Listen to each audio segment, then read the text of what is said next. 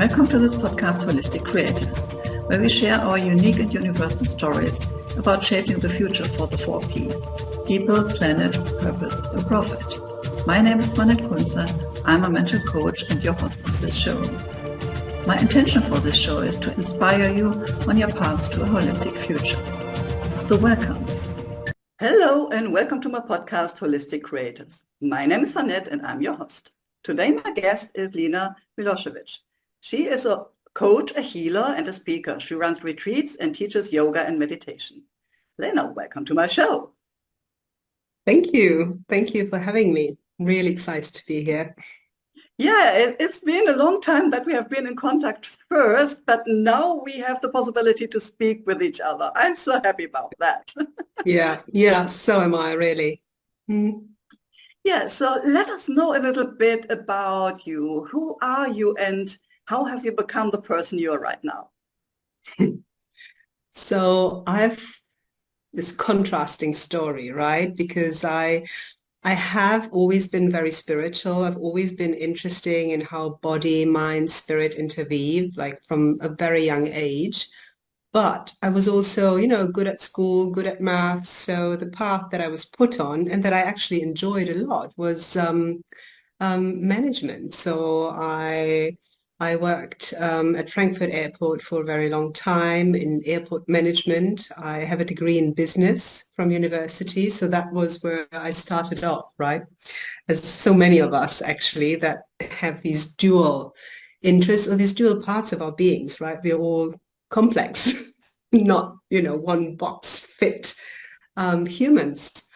And so I did that for many years, but my spirituality and my sensitivity were always very alive within me. And then when I married, I moved country and I had children, I basically what happened, I lost all my network with that move. And I had to sort of reinvent myself. Like I was actually was a bit depressed those first years because of that loss. Like I didn't know who I was anymore, without the mirror of my network that I had built throughout my life. And that's when I got really deep, dug deep into the teachings and what I've been sort of looking at and scraping the surface of before. So that's when I got into the healing work. For myself first as on the receiving end, and then I started training as a life alignment practitioner, which is an energetic healing modality that works with, it's an energy work on a person, but I also speak a lot. So it's this dual, it's not just energetic and it's not just speaking, it's both. So it works on all levels. And through that, then even deeper and deeper, I really started integrating that as my work. And then later on, I moved around a lot as well. So currently I live in Italy. As a family, I grew up in Germany. I was born in Germany. My family of origin is Croatian, therefore the name. And with my husband and my daughters, we have lived in Brazil and in Australia for a total of 7 years. So lots of moving around, lots of enriching, and lots of always, uprooting and reinventing, uprooting and reinventing. So that's shaped me a lot. Every country, every situation has given me a lot, taught me a lot. And on the last stop in Australia, I decided to train as a yoga teacher as well. And I really love that body physical aspect of my work. So I'm integrating that as well. Yeah. So that's a bit how I came to be, to do what I do right now. And most recently, 2 years ago, I added coaching as well. So, and the healing flows into the coaching flows into the healing. It's quite beautiful. Yeah, I love it. Yeah, and it's super interesting, as you said, like a lot of us have like this dual education. Like I'm an engineer as well, but of course Mm. I'm working with energy and with coaching and consulting. So it's coming together like the intuitive strategist, like using the whole brain for the work. And You said also that you work a lot on intuition, because I think that it is body, mind, and soul, that there's more than just like what we usually know as, yeah, what we can train with people or coach with people. Go a little bit into intuition. What about intuition? Yeah. So intuition to me, it means like being intuitive or using intuition to me means tapping into an infinite sea or array of information. Because we as humans, in order to live, in order to be alive in this world physiologically, like we are bombarded with so many sensory information through our eyes, ears, anything, and we need to process it, right? And our brains receive all that information, but we can't process that much. There's like a tiny fraction of what our brains can actually consciously process. Unconsciously, a lot goes on, right? And we don't that we don't notice. It's just automatic, like breathing, heartbeat, and you see something flying at you and you duck automatically. You don't think about it, right? Like lots happens automatically, and we take it in. But on a conscious level, it's very limited how much we can process. It's like a computer that can only deal with a certain amount of data. And the thing is, when I first started diving into that, there's this thing that there needs to be a filter. Like, how does our brain, or our consciousness rather, decide what do I process and what do I not process? And what I've come to realize is that this filter is our life experience. Like we live our lives and we live through things. Things happen. We make experiences, and those shape our beliefs, right? About the world, about us, about others, and we start making assumptions that things are just like that. And then we apply those filters and we don't notice the whole information that we have, right? Like we only see what, I want to say what we want to see, but that's actually not true. This is not a voluntary process. It's unconscious, that it just happens. And I've got this example, like one of my daughters, I've got three daughters. One of them regularly finds money on the street, just lying around, and not just coins, like, 50 euro, like substantial amounts of money. And we always go like, gosh, how do you do that? Like, I'm a bit jealous, I mean, I think it's cool, right? And the thing is, it happened to her when she was very little. She actually found, I think it was like a 20 euro bill, right? And then some coins. And something in her consciousness must have decided, because I can't explain it in a different way, that money actually lies around on streets. So she developed that filter, right? So she sees money. Like we would be walking together and she would say, oh, Mom, look, and picks up money. Like I'm walking right there. I'm not seeing it because I'm filtering different stuff. Like I don't have the experience that, money is just lying around in the street. Like it's not within my, so can you see how that, and then she continues. Like, we go to pick her up from physio, and she's standing there with another, 50-euro bill in her hand. It's like, where did you get that from? Oh, it was here in the bushes. Amazing belief. Absolutely. Yeah, it's amazing. It's amazing, right? And the thing is, though, that's like, this is something that we would label positive, right? Who wouldn't want that? And then there's all these beliefs that we might call limiting beliefs, or just decisions that we make that make us ingrained. We don't see some good stuff that's coming at us, or something to take the good and bad out of the equation. It's just something that would be useful. I like to speak about useful and not useful. It's good to know. So intuition, circling back to that, to me is a way of tapping into that field of information, bypassing my internal bias, my beliefs, it's like tapping into that higher wisdom. You can call it inner wisdom, Some people call it inner wisdom, and I think that's also true. To me personally, I perceive it like as a universal, like the higher wisdom is like the truth. That's what out there. And then using that um, to live, to live a more inspired life, a more creative life, a more to be more alive, like out of the habitual schemes, the train tracks that we all get on, right? Because we all have these unconscious beliefs that we build up because otherwise we couldn't live in the world. It would be just too overwhelming. Yeah, and this is super interesting as most of the people are not aware of their beliefs. Like they see that they have like loops going on in their life, and that if it is finding money, this is perfect. But yeah, but other beliefs that are not so supportive can also block the path we are on, or not really see what is possible, like come into our essence or into our purpose, for example. And tapping into, I call it, it's the quantum field, like the all-knowing field. Yes. Yeah, Yes. so whatever word we want to use, but it Yeah. is like, if you can imagine, it's like the internet, and with your intuition, you can access this like having whatever, Google within.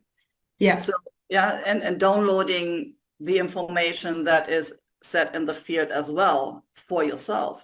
And sometimes I can see in my coaching when people step into this field and downloading information that is there for their reality already, like it is like they can see a future vision that is so expanded that they could never believe that this is possible for them. And then, of course, they say, okay, how am I limiting myself to really step into being this person? And it is already there. It's just like you have to unfold it. And it's amazing to see what is happening if people are able to enter this all-knowing field for themselves. Yeah, I agree. I'm having the same experience for myself and also with clients. Yeah, it's so beautiful. There's so much beauty in seeing that unfold. Like when you've got somebody and it's their whole face, like they just light up, right? And it's you can see it, like you can literally see it, like something opens up and in their being, it's beautiful. There's so much beauty in that. Yeah. Yeah. I can also see that like the physiology changes. Like if people are in this way they think about themselves before, they sometimes like even looking depressed, but as soon as they get this vision, it's like, no, the body is getting stronger and they shine. You see the smile. And how do you think that this is related to the expression of the body as well? I think it is what actually happens is that they tap into the truth because the stories that we tell ourselves, they're not true. They are not true anymore. Like they were maybe at a certain point in time when we were little, like there was some, no, I'm backtracking. Let's reframe that. At a certain point in time, they were useful to us, right? They were useful for us to survive and to be in the world when we were little. Like most of that gets created in the first years of our lives. But they weren't necessary, they were never actually true, right? But we make up a meaning. Like we make certain events mean something, and that's how belief is created. We create a meaning, we give it a meaning, and that doesn't necessarily match with the truth. And the body physiology is actually like part of my work is kinesiological muscle testing, and not for those that aren't familiar with that, it's just getting tension onto certain muscles and testing is it strong, is it weak, and there's a whole modality that is kinesiology. I only use a bit of it for getting yes and no's. And when somebody speaks the truth, the muscle, the whole body gets strong, right? There's this forward drive. It's an opening energy. Whereas when something is not true or when something is not true or harming, the body energy collapses, right? So that's the link that I see, that when somebody is caught up in a belief that isn't true, that's not serving, automatically when they see through intuition, it's one way of getting there, right? A tool. They light up because the whole body strengthens, it's more luminous, there's just so much energy flowing, right? I know energy is such an abstract terminology, but for those who witness it or who even work with it, I think you know what I mean, right? Like there's this whoosh that comes, and you know, if you're a bit sensitive to it, you can feel it, right, in your own body when somebody experiences that. Yeah. Mm. Yeah, and you can see it in the expression, definitely. And Mm. we know we are energetic beings. We have like this body that looks like it is solid, but if you go into the Mm. microscopic view, it isn't. Like, no, there's a lot Yeah. of space in between and just energy holding it together. So, of course, if we work with the energy of the body, this must show up differently. And yeah, for people who are not familiar with kinesiology, I'm using this as well, but it is like using the body as a pendulum. Yeah, Yes. so this is like not using this pendulum in the hand, but like you can do a testing, like standing and say like, what is a yes for you? Think about a yes, where you, or what is your name and what is the true name? You feel that the body is doing a movement, like for example, it is moving to the front. And if you stand and say something like my name is, and it is not your true name, which is a no, for example, your body will move to the back or to the side. So this is an easy use for people who are listening right now to test it. No? What is the expression when I think about, is this decision a good one? Is my body telling me it's a yes, or is it telling me a no? So using the body for also making decisions is a Yeah. good thing. No. Yeah, you're right. Like these like muscle testing, and there's various ways, right? The body sway is one. And I also like to teach that because it's very simple, right? What I think though is important in that, because what I've also seen is I've often seen it misused. Unfortunately, in people that I've taught, and then I had to adjust, like at the beginning when I started teaching these, because it is very simple. It's when testing, it's, should I put it? Like sometimes people use it for trivia, like as in to alleviate their own tension around making decisions. Like, should I buy the red or the green jumper, right? Is, you know, it's like you're not decided, but this is not something I would suggest muscle testing on, right? Because it's not because it's not live, because for some, no. For some people, it might be. Like, let's say they're doing color therapy and they really need to test which is the right color, right? That's one thing. But when you're just avoiding to take responsibility for your own decisions and use muscle testing for that, to avoid your own responsibility, I find it backfires. Like you get all sorts of weird stuff. And it's not because you're not tapping into the truth, but you're sort of using the tool in order to avoid taking responsibility. And that's I think is really, really important. And it's as well, it's for this, when we use the body as a measure for intuition or for intuition, but yeah, sometimes some people really feel intuition in their body as well. And for making decisions, I think personally there is a trap in the question, does it feel good or not?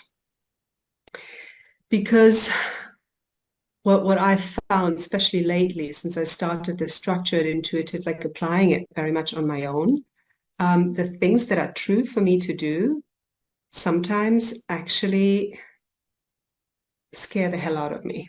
Like I do not want to do them because it feels unsafe in my body. Like my body really recoils from it.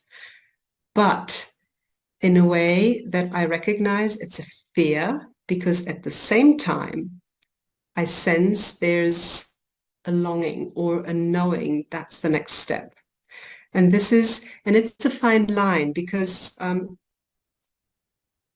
I don't want to violate what's true for me, right? Our body is a very strong tool to use for what's right, for what's wrong. You know, when we're in contact with other people, there's boundary setting and all of that. And body is a very, very important tool for that. But at the same time, it's also about learning to discern what is a no of a true boundary and what is like this squeakish squirming away of stepping out of your comfort zone. There's a difference, right? And I, for myself, I know looking back that I've been staying in my comfort zone, mistakenly taking that fear that came up for a no, because it didn't feel good in my body to do it, right? Yeah, of course. No, stepping into challenges is always at the beginning scary. No? We like to be in our routines and comfort zone, and everything that is about change, and especially if it is like triggering a basic fear inside, we tend to avoid it, even though it should be perhaps the next step in our path to evolve into the person that is already set within. Yeah, exactly. And the truth is, for most people and most steps, it does not feel good. Initially, at least, it does not. It doesn't because it's so challenging, right? So, I think that that's important because there is this myth about like, you know, do what feels good. Yes and no, right? I think it's more complex than that. That's what I'm saying. Yeah, I think it depends also on the question. If the question is, does it feel comfortable for me? Then this will give a no. But if Mhm. you ask, like, if this is the next important step, this gives a different answer. Yes, exactly. Yeah, Yeah, with the muscle testing, yes, exactly. yeah, Yeah, yeah, that's a good use of it. yeah. Exactly. Yeah. You Yeah. have to be very precise with the question you ask. And uh, Yeah. when I use it, I can feel like, oh, this is already the wrong question asked. Yeah, so Yes. I Yeah. can sense it in my body, and even before we do the muscle testing, it's clear or wrong question. Yeah, wrong question. I'm trying to manipulate my, the whole thing in my, for staying in my comfort. Yeah. Yeah. Yeah. Yeah. There's an art to asking the question. You're right. Hmm. Mm, yeah. And it's sometimes, speaking of language of the body, and where I would say it's functional as well. It's, when we develop symptoms like physical symptoms and conditions, that and then we attach meaning to it. And there's a way that is useful of getting meaning out of physical symptoms and the way that is not useful. Um, so, for example, when I was living in Australia a few years ago, and I decided I wanted to do this yoga teacher training because I'd found a yoga studio. I loved how they taught, and it was just so inspiring. And I really wanted to do that. And I signed up for it. And it was a year-long training, and I quite many hours, like 20 hours a week of really learning, hands-on learning. And I signed up for it. And a couple of weeks before, I developed like a severe shoulder injury, like an inflammation in my right shoulder. And I couldn't basically do like that. I think it's called frozen shoulder in English, right? Anyway, inflamed, extremely painful. And I was like, crap, what do I do now? Like I thought, I had this questions like, does this mean, is my body telling me that I shouldn't do this yoga teacher training, right? And I could have gone down that path. Um, at the time, I was discerning enough to go, it's like, okay, is this true? It's like, no, I would love to do it. And that's, for me, that's the key. It's the heart, right? I would love to do it. I really love these teachings, and my heart is yearning to dive deeper into it. And so then what I find really useful as a question to ask to the body is like, what is this symptom? What is it giving me? Like, what is it allowing me to do? And what is it keeping me from doing? Like digging a little bit deeper. And when I when I asked those questions, it became clear, like, what is it allowing me to do? It's allowing me to rest, because I just simply couldn't do a bunch of things. I couldn't drive. I couldn't drive my children to school, get them from school. Like, I had to delegate a bunch of stuff. I couldn't do anything around the house. I'm right-handed. Like, it was just, yeah. It's like I couldn't do lots of the things that I would normally do. And yeah, it's keeping me from that, mainly from housework, right? Like what I was doing around the house. And the thing was, I've been very lucky in my life. I've always had help, household help, except when we were living in Australia, because household help charged $30 to $40 an hour. And in that, context, I was like, no, I'm doing it on my own. It was just like, that's too much for me to pay. So I had taken on all this extra work, and I was exhausted from it, and I hadn't realized it. And that's where my body stepped in and said, look, you want to do that yoga teacher training, you've got to cut down the housework, because it's going to break you, right? So basically my body, it didn't break, but it sort of angered. Inflammation is flames, anger, right? If you want to read it like that. And basically then once I got that message, I got into delegating, with the housework on the rest of the family members. And I also took, anti-inflammatories and all of that. So I'm not against all of that. I think it's really useful. But I think the two together are really, really a win. And it was awesome. And I was able to do the yoga teacher training and had a few modifications. I became a really good teacher for people with, physical, who need modified practices, because I've been through it myself. So that's just these I think, where we can stay in the simplistic. What's my body telling me? Is it telling me to abandon my dream? Or might there be another message in it? But these questions, what's it allowing me to do, and is it keeping me from doing? I think they are the most important in my experience. And we get honest answers on that. Mm. Yeah, so this is more like an adjustment and understanding, yeah, what you said, no? What is the good within? Like the good within is you can't do all the work, you have to rest, and you have to find someone to support you in the household, not taking over everything.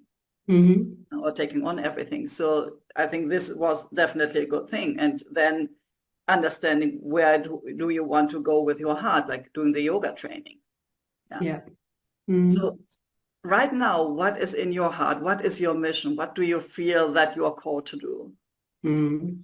So on the broader, like in the bigger scheme of things, I think I'm here to contribute to bring balance between the masculine and the feminine aspects in the world, between men and women, in a very tangible way, and but beyond what was, the feminism of, my youth, 70s, 80s, which I was very much a fan of.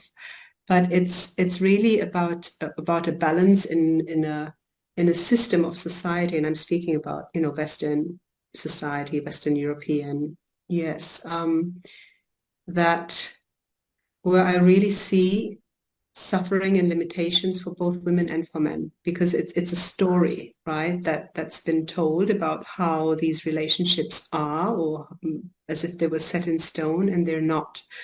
And I'm really contributing to bring balance into that. And specifically for me, that looks like, at the moment, it looks like working with women, specifically, and really creating spaces where women can connect to themselves, to who they truly are. And as we said in the beginning, it's like this, who am I? Very often we use it to put ourselves into a box. But we're so much more than that. Like I'm more than just the spiritual, the healer, the yoga teacher, and the manager, right? There's so much more to me. And I'm creative. I'm an artist as well. like I'm sporty, like all of that. There's so much to me, and most things I don't even realize. I think there's so much more that I haven't actually tapped into yet. And I believe, like we spoke about hearts, you know, what's in your heart, what do you really love? And I think that's the key, really, connecting to ourselves. Like when a person connects to themselves and realizes this is really what sits in my heart, what I would really love to do in this world. I believe if everybody did that, and I imagine what place the world would be, I get goosebumps, right? Because I honestly believe what sits in our hearts is also our plan in the universe, like our role in the universe and in this world. I think it sits in our hearts. And I'm not speaking about, should I call them like egoic desires, like, you know, that come from the, but really pure desires from our hearts. When we are able to tap into that and follow through on it, everything changes. So that's my vision. Yeah. Yes, so, you said like women or men tell themselves stories and you work with women. So what are, for example, stories these women tell themselves when they come to you? So what I see is actually an array of beliefs that then create stories. They're all the same. Men have them as well, but in women they articulate in a particular way. It's like I'm not good enough. I'm not worthy. I'm unworthy. I'm insignificant. Like these basic rooted beliefs. Something even like I can't do this because I'm a woman, right? Like this is reserved to men. Even I have that, right? And I mean, I grew up in the 70s and 80s, and I know I have that. Now I'm aware of it. So I realize when it kicks in, when I step up, say in an event and I have to speak and it's a predominantly male audience, right? I get this thing. It's like, oh, it's going to be horrible. Who am I to speak? You know, nobody's going to believe me. Nobody's going to want to listen. Like that's the chat. That's the story that comes up. That's what's in my head. But nowadays, I'm able to realize it. I'm able to acknowledge it because I'm not pushing it away because it's there. Like it's not used. Like trying to push it away would only make it stronger, right? I don't want to put so much attention to it. So I see that it comes up, and then I just remind myself, what's in my heart? This is the message, and I want to put this out, right? Because I know it changes something, and then I go with that, right? And I see that with women as well when we do the work of stepping into their hearts and we go together. Like I accompany them into their heart, and I see what's in there as well. You see visions of such a vastness that normally they would never be able to even admit to themselves that that's what they would actually love in their lives. And then there comes this shrinking, oh my God, but how? Like me, right? This keeping small, right? And then, you know, there's ways to work with that. What I also get a lot with women is the belief that being seen is dangerous. And I believe that specifically in our society, that's very women, typical for women, because we do get educated around victimhood, right? That we are the victims. We tell our daughters, you know, to watch out, you know, where to walk at night more than our sons in our society. So it's just, I mean, we want to keep the girls safe, right? But at the same time, we're suggesting something to them, right? So it's this fine line. So Yeah. how to navigate that. What I also see that a lot of women are old souls. And I'm able to read the Akashic records to step into past lives and can see that these women have been healers or so-called witches. And Mm. therefore, when they became visible, their life was really in danger. Yes. Mm-hmm. Yeah, Yeah. and we still, if there's still an energetic bond to the present time, if there are woes that are still active, this has an impact. And Mm-hmm. we still carry this within us on soul level, thinking, okay, in past lives, it has been dangerous. And now I'm a healer again and I'm becoming visible. And it's like a déjà vu. Okay, I have to pay attention who is seeing me. And therefore, we aren't free to speak on stage or speak like in this podcast, because there's always like this little voice, like you said, telling us, pay attention, no, it's dangerous. So, and of course, what you said, we are trained or educated in the current lifetime in our culture as well. Pay attention. You are not so strong as a man, and Yeah. become visible. There can be a danger. Yeah. Yeah. Yeah. But you're absolutely right. There's like this witch wound, right? That is in the collective, and it still plays out, with so when I made my transition, it wasn't like from today to tomorrow, like it wasn't abrupt. My transition to what I'm doing was rather gradual, but I remember like I've held back for a really long time telling people that knew me before what I was doing because I was like, they just think I'm weird, right? They won't want to be friends with me anymore because now I'm doing this energy stuff and, it's just weird. Woo.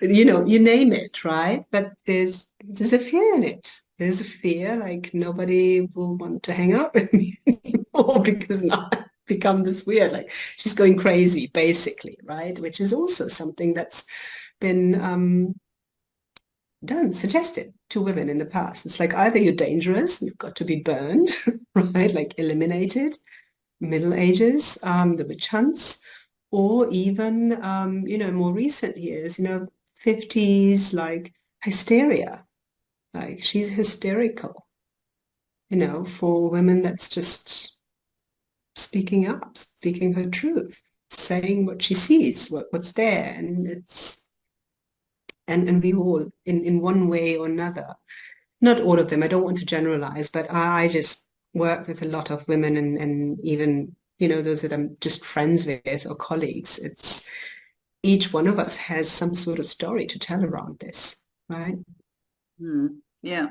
So Mm. let us know a little bit more about the process. Like you said, you bring them into their heart. This sounds like you're not doing like very deep shadow work, like bringing all this stuff up and seeing what has been there in former times, like traumas. Or let us know how this works when people come into your world.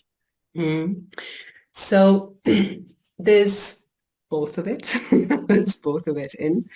I generally start with women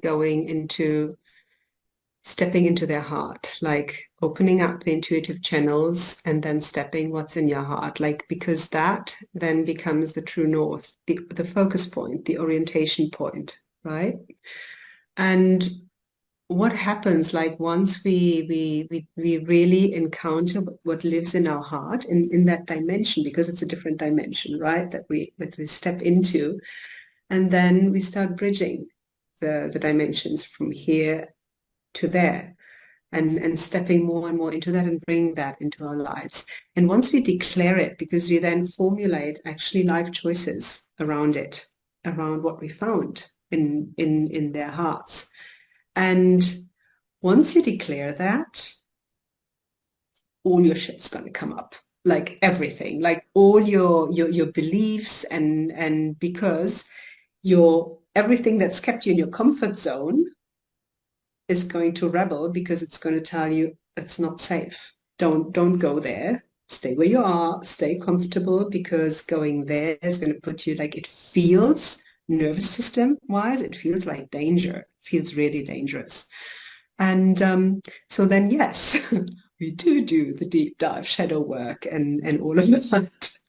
And with the life alignment practice, so this I'm speaking now, that's the coaching process, right? That would be the coaching process, but I am an energy healer as well. So then we go into these sometimes, not always. Sometimes we really go deep into what's caused it.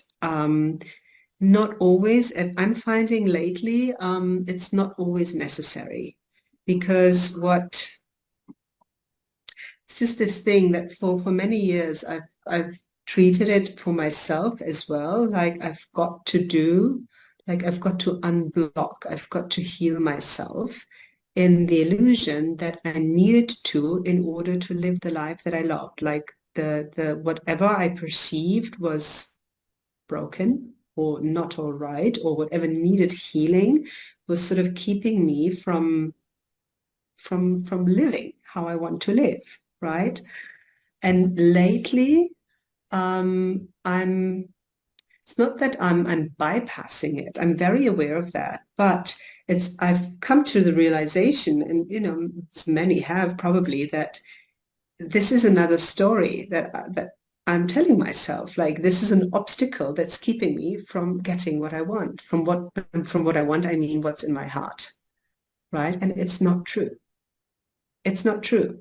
It is if I make it that. But if I keep it in my awareness, and I know I have this pattern, as I said, like fears and about showing up, about visibility and all of that.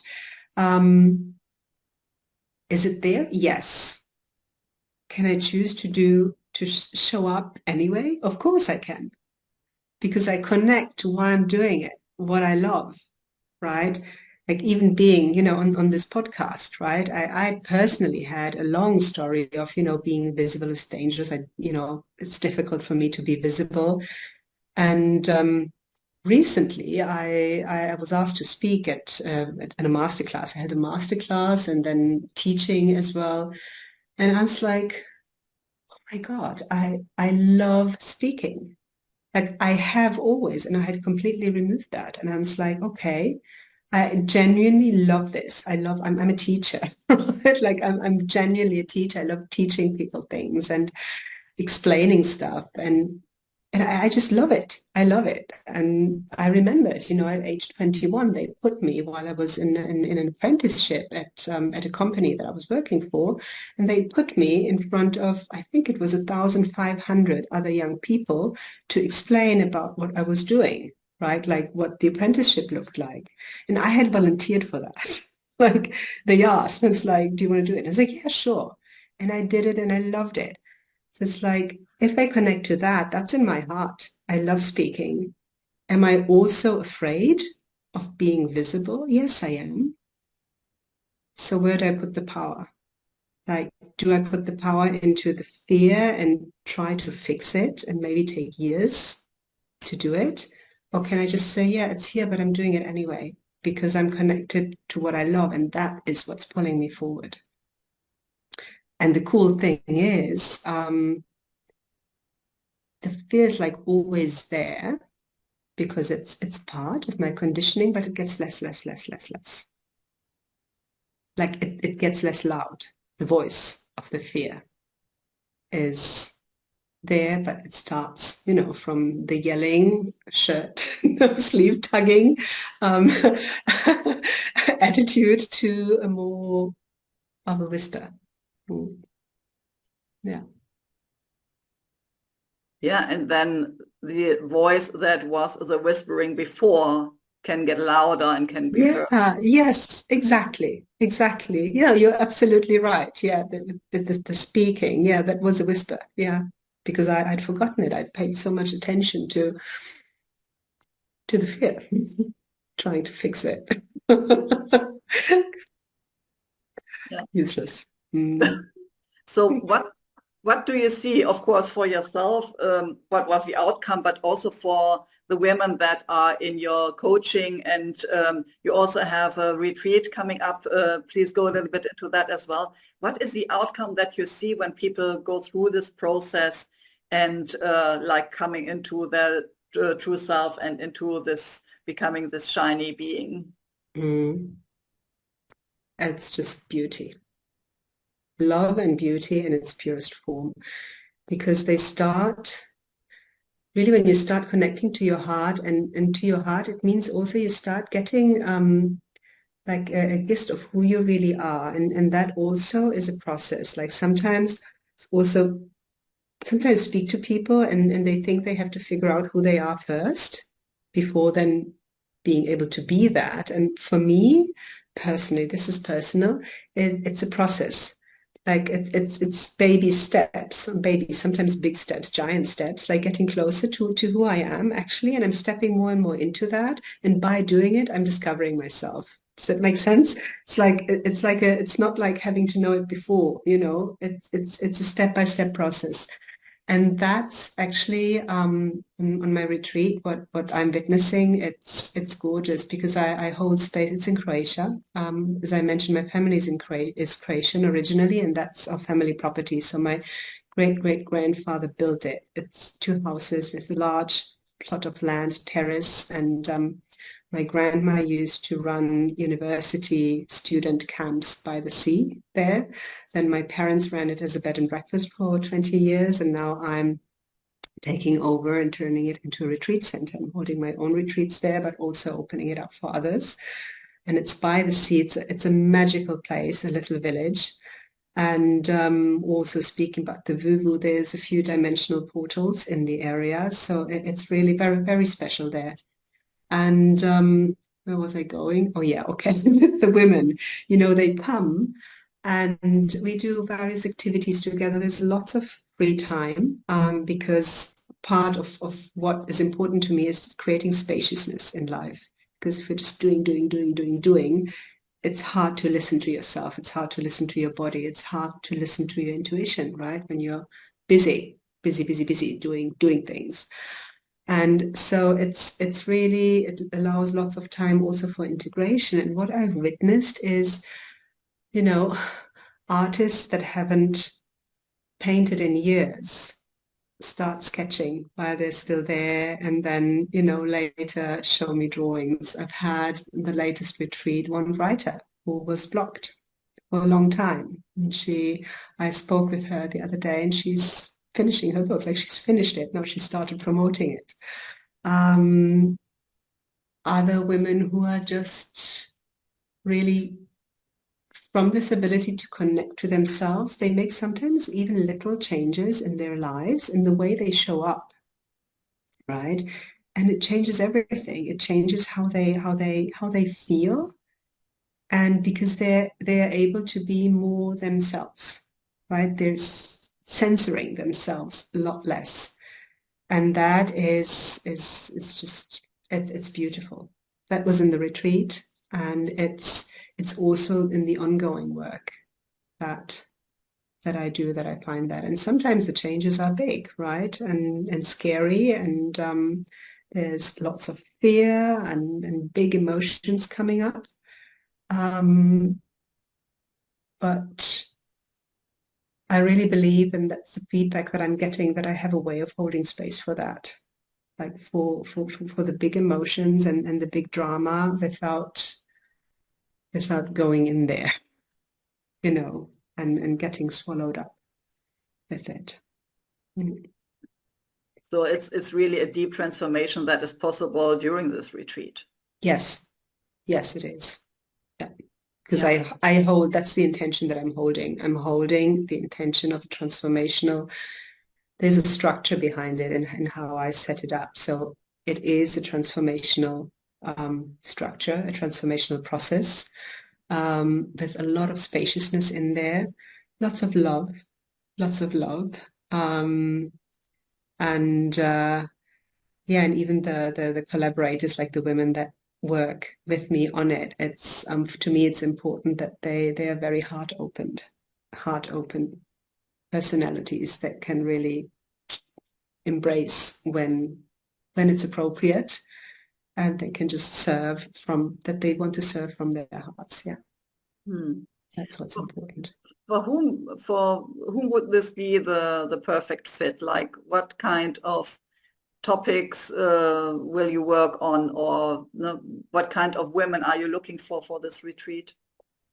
It's women that are at some sort of turning point in their lives. So sometimes maybe they've moved country, Maybe the children have left the house and now there's just some sort of reorientation, or there's just this sense that I'm living a life that I don't want to continue it like that. Something has to change, but they're not sure what, right? So this period of really asking the questions like I want to reorient, but I don't know quite how or where to. That's who it's for.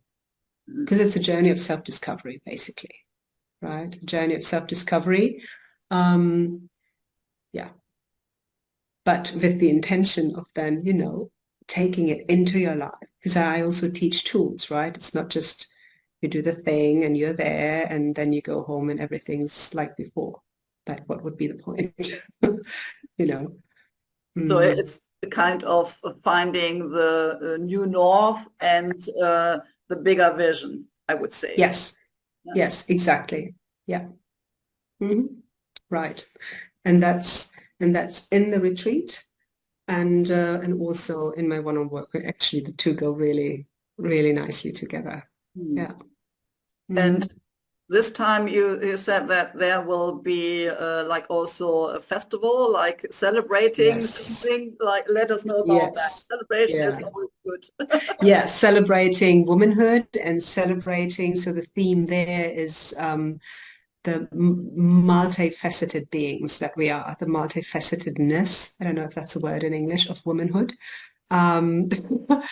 And it's a bit that what we spoke to in the beginning, like, this question of who am I? And instead of using that question to put ourselves into a box, like, this is who I am, this is who I am, just getting curious about, I wonder what else inside of me. I wonder what else lives inside of me, inside of my heart, and let's get inspired, right?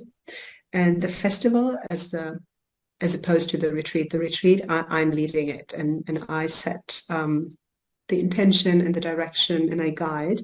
In the festival, I'm opening up the space and I'm inviting other facilitators, healers, speakers, artists, performers in. So I'm holding the physical space, and I have the vision that I will hold the opening and the closing ceremony. But in between, I really want to invite other women's wisdom in to share, so that the participants can then come and learn from all of these while also having a blast, like, dancing, a beach, relaxation, go on an excursion if you want to, sleep in if you want to, wake up for 7 a.m. yoga if you want to, like, really that freedom, but having really a rich program that you can tap into, and that allows you to get to know yourself better. Yeah. In that vast array of who you are, and in the richness of who you are. So when will this take place? So the retreat is in the last week of August, from the 25th to the 31st of August. That's a 7-day, 6 nights, 7 days. And then the festival is from the 2nd of September to the 5th of September. That's a 5-day, 4-night, 5-day event. So this is 2024. 2024, yes, exactly. Yeah, thank you. The retreat, I always hold it in the last week of August. And the festival is the first time this year. And I intend to make that a yearly happening as well. And my greater vision is actually that this festival the vibe of it and that sort of tourism, so to speak, will really spread into the whole village, and that it will become a reference point for that sort of holiday, like, spiritual self-development, specifically for women, but who knows where that goes in the future. That will be really a point of reference, because I believe that's needed. Yeah, it's useful. Wouldn't it just be beautiful, So yeah. Yeah, I hear that you also have a very strong vision about what you want to create. And yes, yeah, I do. I do. So if people are now super curious, where can they find you? Of course, you said you are sitting in Italy, but you are yes. Yeah, physically, I'm sitting in Italy. So I have a website, which is lenamiloschevic.com. We'll put it in the show notes, right? Yeah. Then the retreat is on the book retreats website, which is it's like a booking.com, but for retreats. It's bookretreats.com. And there it's the tidal flow yoga holiday retreat in Croatia. That's the retreat. And the festival, I don't have it out there yet in any, digital form because it's in the making. I'm currently interviewing applications for the facilitators, practitioners that would like to contribute to that. But that'll be out soon. And on Instagram, I'm Life Love Alignment, which is about living a life that you love in alignment with who you are. Yeah, beautiful. I will put all the links in the show notes so that cool. Thank you for that. Yeah. Last but not least, is there anything that you want to share that I didn't ask you? Gosh, I don't remember. I think we really did a sweep around oh yeah, there's one thing. I'm cooking up an intuition training that will be an online training over 7 weeks. And that's going to be out. So if you follow me on Instagram, I will certainly announce it there. And I'm very excited about that because that's about the learning how to use intuition as a tool, right? And various practices. There's so many ways we can access intuition. And so I'm going to teach that in a very playful way because I like to laugh, right? So many of these topics that we speak about, they tend to be, because they're serious, they're so big, right? But I like to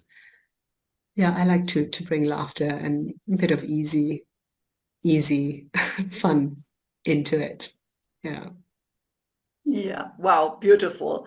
And I think this is super helpful if people really can connect also in a strategic way into with their intuition and getting downloads, not just coming through, but really having a strategy how to enter it and how to use it for their life. So this is because the thing is, that's the last one. Because no, you just touched on a point there, because the thing is, even a person that is very intuitive, and so many of us are without having learned it, or studied intuition, there's everybody has it. And some are already able to tap into it.